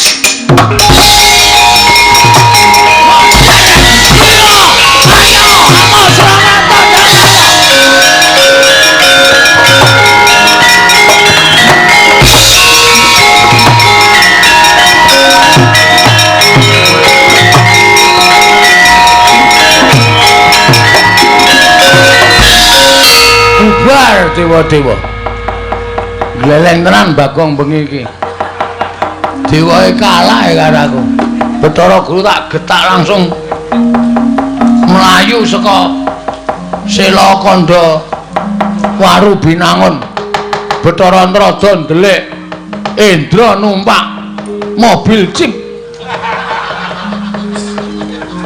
langsung lunga apamu kapan kayangan sepi banget iki piye iki ora ana wong wing tak mlebu ning Karang Kawidodarene apa ya sempatan iki ya ini iki mesti widodari lagi adus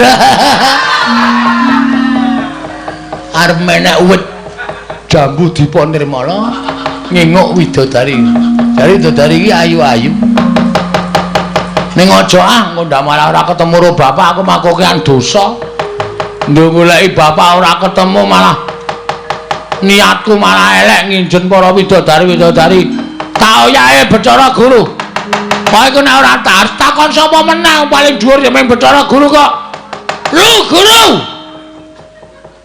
iki murid wis mlumpuh kowe arep mulang ora malah mlayu hei Omar Bakre jan wis nek ora ngono Bathara Guru ayo aku ki takon tenan ora sampe ngawus kowe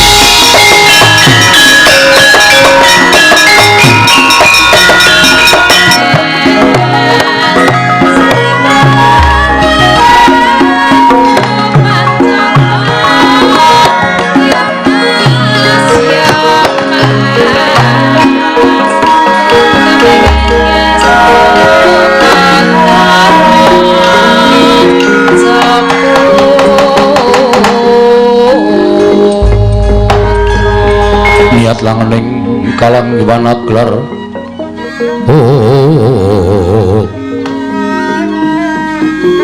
Koko Prabu wonten timbalan Nyai sewu-sewu kalampatanipun ingkang rayi tadah wadana dene sawetawis paduka Kanjeng Koko Prabu kepareng lenggah wonten ing praja Ngamarta nanging dereng nampi dhateng aturipun ingkang rayi Ngamarta ih boten dados menapa Yai mbok menawi wonten bab ingkang kapenggalih dening Paduka Yai Prabu saengga jengandika supe anggen Paduka sampun kemareng lenggah dampar negari Ngamarta Koko Prabu kasinggihan mekaten Kresna kakangku aku ngaturake basaku ya Dimas Werku turun tatumpa pangestunipun Kakang Tampanana Koko Prabu kula ngaturaken bekti kula kunjuk Arjuna tatumpa pangestunipun Kakang Tampanana Janaka kula pun dinggo jimat paripih dayanana ing kasantosan kula ngaturaken bekti nggih Den ya Kakang Semar tatumpa pangestu Tampanana Kakang kula tampi ndadosaken jimat ora kaya adat sabening Kakang Nayantaka katon cawus guwayamu rengu pasuryaning Kakang Semar ana wigati apa Kakang Nayantaka kula nyuwun pangapunten estunipun badhe wonten atur ing kula unjukaken Somaduka Sang Nata Kakang Semar Darpi atur apa mugi ndadosna ing kawuningan mbok menawi menika sanes bab ingkang wigati tumraping pepundhen kula Pandhawa. Nanging wigati tumraping Semar. Lire kepiye dene Kakang Nayantaka paring dawuh ing mengkono? Hah, Den? Anak kula Bagong nilar griyanipun. Mongko niki wau mboten tumut gara-gara. Namung anak kula Petruk kalih Gareng. Kula wis takon sanak kadang tangga tepalih ewadene jarene mboten wonten ingkang ngerti wonten pundi papandunungipun anak kula Bagong. Nggih ming namung aturuni ngoke mawon mbok menawi sakwanci-wanci anak kula dipun kersakaken utawi badhe dipun dawuhi menapa kemawon. Sakmenika nembe mboten wonten tegesipun mboten nderek sowan wonten negari Ngamarta, Ndara. Niat pangening kalanggiran ingkang tumiyup saking dirgantara karya kagiat sangganing para Pandhawa. Lang-lang yen dia mangungkung ganduan.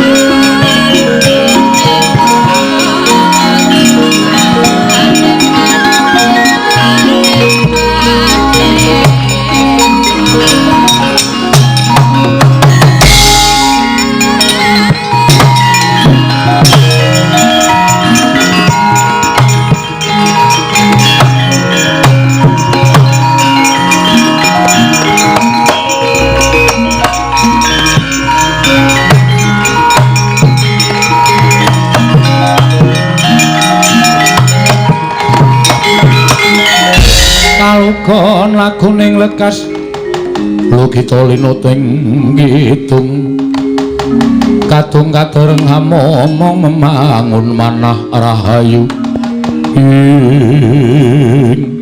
ukulun kula ngaturaken sembah pangabekti kula kunjuk iya Puntadewa Luntompa kula ngaturaken sembah pangabekti kula kunjuk iya Kresna Luntompa Guru Hakeka ngaturke sembah Werkudara Luntompa ukulun ngaturaken sembah iya Arjuna Luntompa guru kowe do slamet to pangestunipun Kakang Ismaya wilujeng wonten menapa pukulun dene sumengko tindak paduka ewang adi pukulun menawi kepareng kawedhar dhateng ingkang wayahipun Puntadewa kepareng kula cemadung dawuh Puntadewa yektine prapta ulunana ing negara Ngamarta sayekti mung bakal paring pangandikan kelawan para Pandhawa utamane kelawan panjenenganipun Kakang Ismaya. Lah kok kaya wigati banget ngopo, Guru? Mugi andadosna ing kawuningan menapa Kakang Semar mboten rumaos kecalan dhateng ingkang putra. Iki mau aku lagi wae matur nek Bagong pancen lunga saka bale wismane lunga saka omahe. Mugi andadosna ing kawuningan Kakang Semar, Kakang Badranaya, Kakang Ismaya. Bagong sakmangke dados parang muka wonten ing kayiwangan piyambakipun amutah dhateng ingkang abdi utawi ingkang rayipun Bathara Guru nyuwun priksa dhateng tiyang sepuhipun monggo nyantaripun sampun kula paringi priksa ewadene Bagong boten pitados malah sakmangke mutha-mutha dhateng kula ngoyak-oyak dhateng kula Kakang Semar pancen menungsa ratatanan gawe wirang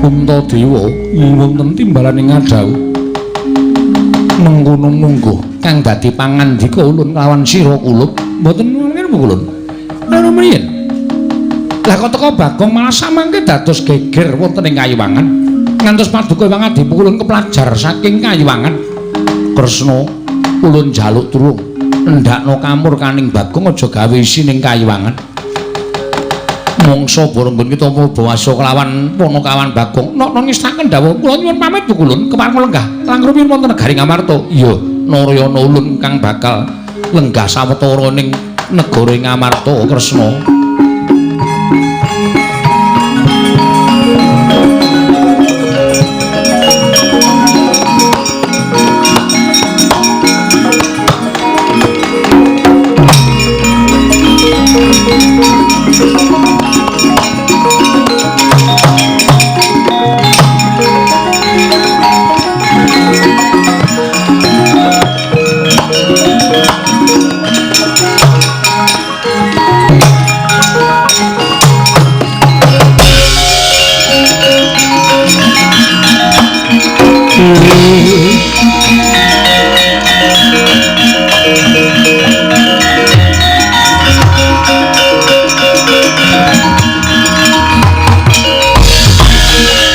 Kunjang gancing langit kelap-kelapaton lir kincanging risang mawe gandrung usai jagat Dewa Bathara jagat Pangestu lah wis tak bedhek to pukulun Bathara Guru mesti medune ning Ngamarta ha wis baul iki nang nganti ketemu karo pepundhen-pepundhenku Pandhawa mesti aku didukani mergo aku wis wani gawe geger kayangan Suralaya. Wis, kalah cacak menang cacak. Ngibarate kaya nyemplung kali wis tekan tengah ming kari golek watu tumuli ndodok. Ya, maju terus. Mundur ya terus. Sapa sing kira-kira meparangi karepku nggonku takon karo Iwang Pikulun Manemaya. Ora mawas pepundhen, ora mawas sapa-sapa. Rawe rantas malang bakal putus.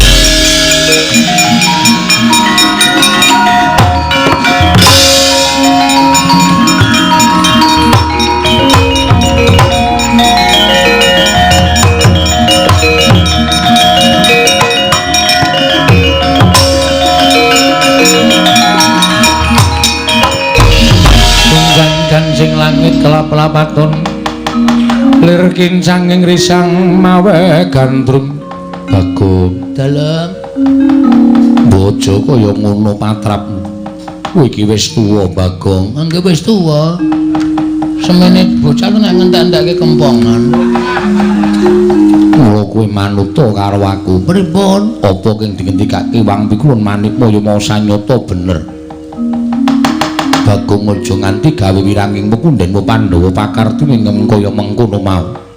Bakal ngorek-orek marang bendaramu. Ngorek-orek pasuryaning Pandhawa, Pandhawa melu isin kelawan tingkah polahmu Bagong. Terus ayo kowe nyuwun ngapura karo Wang Pikulun Manikmaya. Kepiye? Kula urung ketemu karo babe. Babe sapa? Bapak sing mijekke kula. Mula kula gugan ning kayangan niku men kula ngerti sapa to jane Sudarmane Bagong. Yen ngono apa kowe ora nggugu karo omongane Janaka? Mboten perkara kula ora nggugu, sampeyan ampun tumut-tumut perkara niki to, Den. Nek sampeyan melu-melu perkara niki mengke kriwikan dadi grojogan, geguyon dadi tangisan. Napa sampeyan ora isin diwaneni karo Bagong? Bagong. Yen pancen ora kena tak kandhani. Beda apa aku duwe batur kaya kowe. Aku mentala karo kowe. Wes mati, Dreng.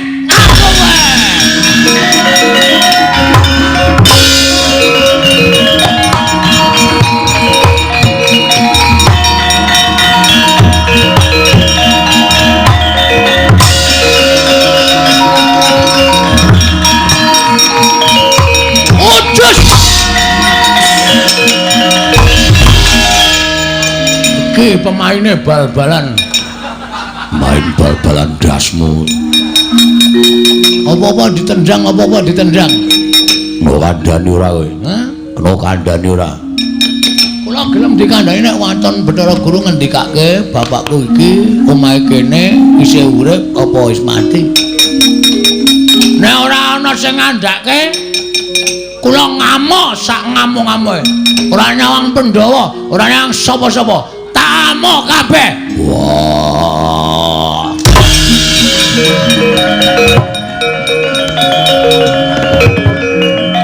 Betar. Mumet.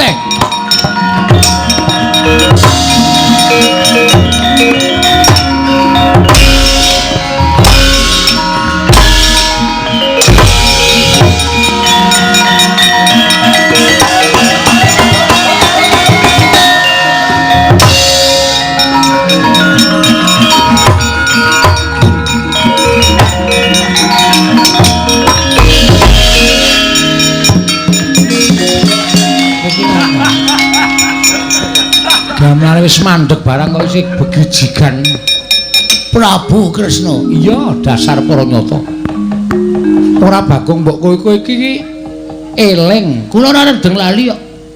Lho, nek ora lali mestine kowe ngerti tata krama. Kula ngertos. Nek sebabe apa kowe tingkah laku sing kaya ngono? Wong ki nek kekarepane ora kasembadan tingkah lakune sak karepe dhewe. Lho, Werkudara Janaka nganti mundur gila karo kowe. Gila wae. Kula perange ngawur. Sak karepku nendhangi sak penake dhewe. Tak dilati pupune. Sopo Werkudara gila merinding kabeh wae. Janaka candak tangane jempole gak cokot. Us. Perangmu ngawur. Ya men, sing penting menang. Lah saiki enenge aku apa kowe arep mungsu aku? Welo. Kresna sinayang manggelung mintonaken. Mintonaken Dewi Kramanira. Ora guyu. Aku ora guyu. Lah sapa sing ora guyu karo kelakuanmu kaya ngono kuwi lho. Kowe iki nganggo training ora krasa nggon lakang suwek bareng. Mula kok tanggo mlayu kok surane tuk. Ben, arep suwek kabeh mbok Ben. Ora lega senengan iku nek nganti ora ketemu karo bapakku. Wani karo aku. Sing tak wedeni apamu? Wani tenan. Wani tenan, Mati dening aku ya.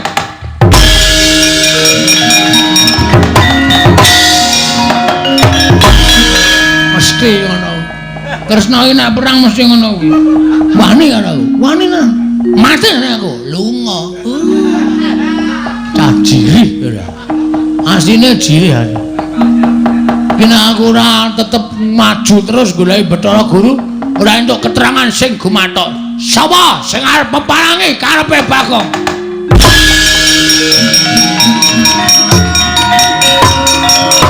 Woi.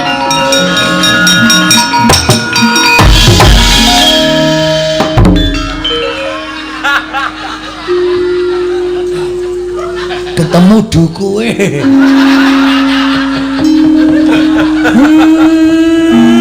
Kowe ngopo? Mel. Aku tak takon kowe Mel. Ora duwe anakmu to? Anakku ragil. Bohong. Kamu tukang bohong. Ngapusi kowe. Kowe wong tuwa ning lambene elek kok. Ngapusi aku duwe anakmu. Petruk gareng kaya duwe anakmu, kaya anak angkat. Aku ya anak angkat. Lah, terus kowe ngopo kok ngamuk nang kayangan? Goleki bapak. Bapakku sing sak tenane. Bapakmu ki asline tukang becak. Ditinggal ning kidul stasiun Tugu. Terus tak temu. Wah, tapok ngiwonengen lho men. Wong tuwa ora tatanan kowe. Hah? Pokoke aku kudu goleki bapakku. Lah ora ketemu karo bapakku, Bathara Guru ora wangun dadi nalendraning para dewa. Kowe wani karo aku. Sing tak wedeni apamu? Buenke sumo iki, Bang. Lemu mungsuh, lemu iki. Sepatane modar. Sepatane ngrekoso uripmu. Ora satara sepatane aku ket biyen wis ngrekoso uripe. Aku wis ketula-tula. Ayo, tak duduke apa ora? Ora tak duduke tak amuk tenan. Asli aku ora goro. Ora duduke titenono. Aku sing ora nrimake. Gong, kowe iki bocah kok arep wani karo ora iso. Pokoke luweh. Mati dening aku kowe. Wen.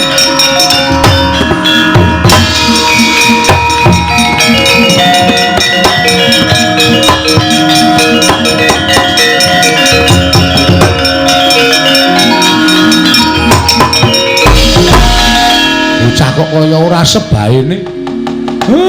Kaya wis lali Purwadusina pancen ya niate tenan. Gone kepengin ngerti karo wong tuane wah.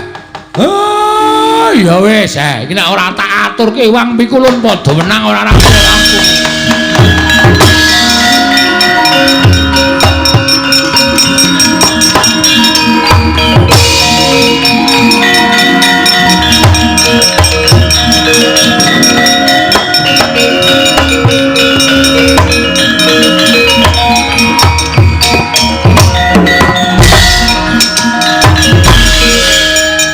Apa kowe wedi karo aku kok ngejak cah cilik? Kula iki nyuwunaken pangapunten. Ini ngapa kowe? Engko setengah 6 matangi adus terus nata jadwal sekolah. Kene kok klitian. Bagong. Malah neranyak. Lek apa piye? Apa siwa?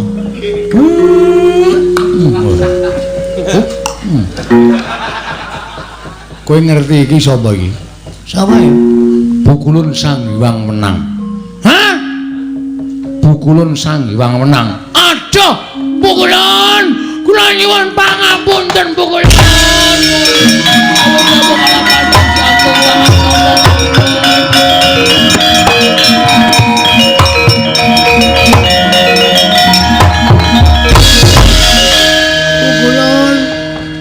Kula nyuwun pangapunten Bukulun. Bagong. Sirahmu kok tengklunyi. Borok Bukulun.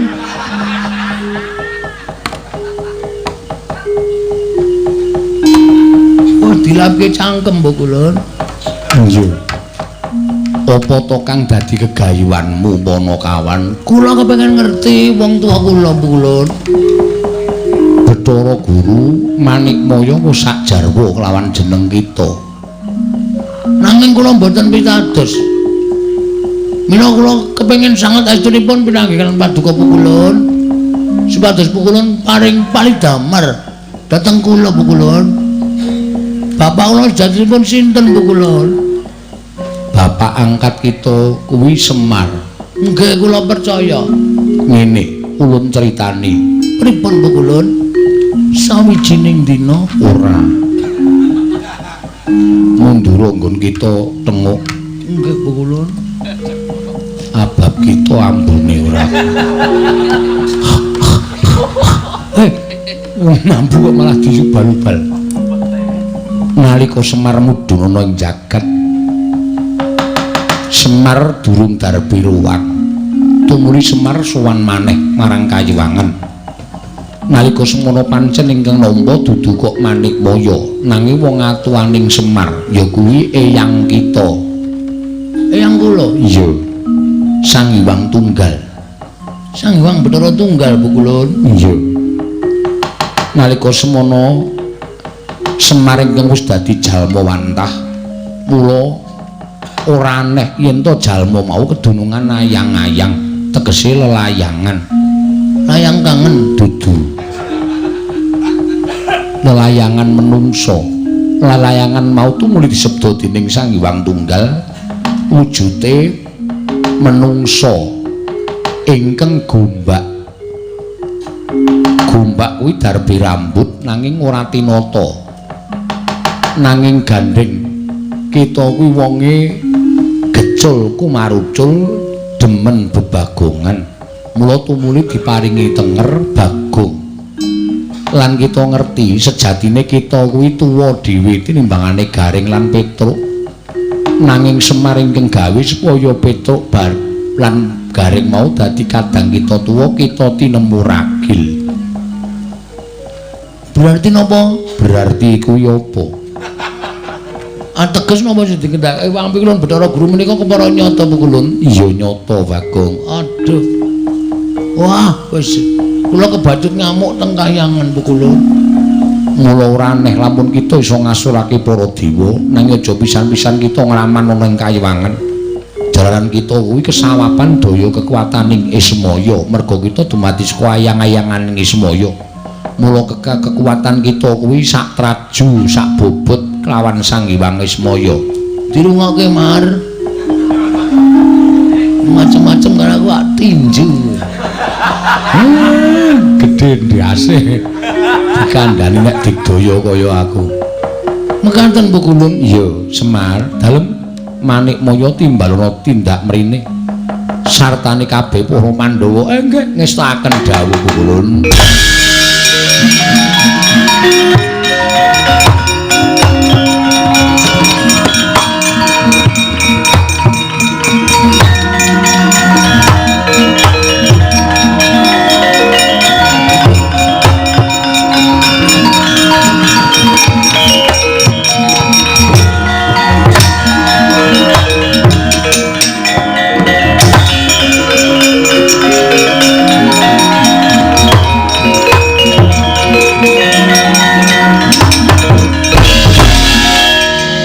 Kaya apa ceblenge nang? Sapa terus ceblenge nang kene apa? Lho kok lunga saka omah. Kulon, Iya piye? kula nyuwun gungan bareng Bu Kulon.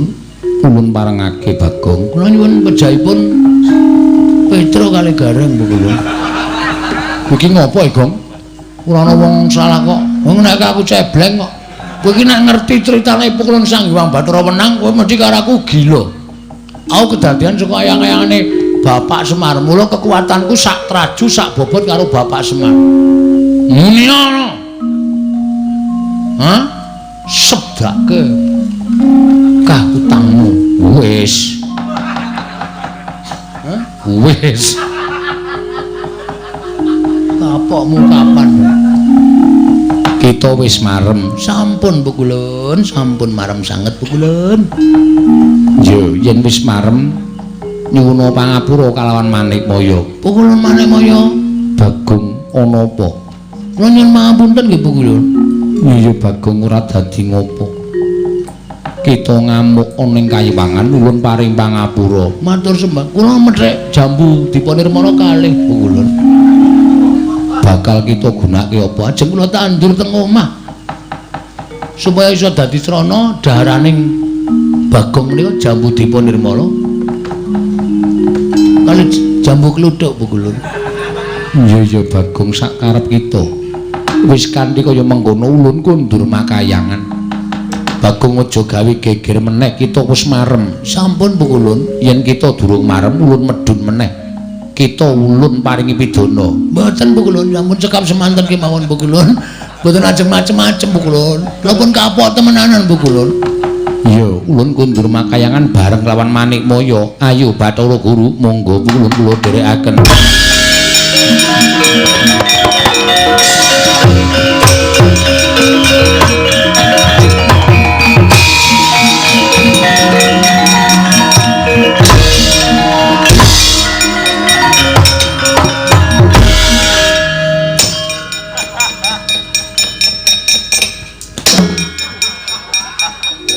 Iki drama apa ya?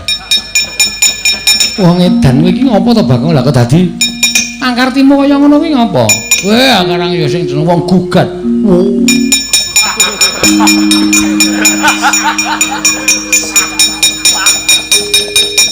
Lah nek men kepengin ngerti bapak kula soal jebul asline bapak kula ya niki. Iya. Mung dumadi saka ayang-ayang. Iya. Pun trima kula. Wis ora masalah. Nganti wit sore gawe geger kok entek-entekane ming didongking ngono kok wis. Lah mau ora wis dinene ngerti karo Bathara Guru kok isih mesa ora trima. Karang sing kula ajam niku Pukulan Sang Hyang Bathara tenang. Menang kok tenang. Oh tenang tenan lemu banget Gong ora. Oh babi glundung kaya ngono. Iya. Mugi-mugi sedaya kali sing sambikala. Kula sampun ngestok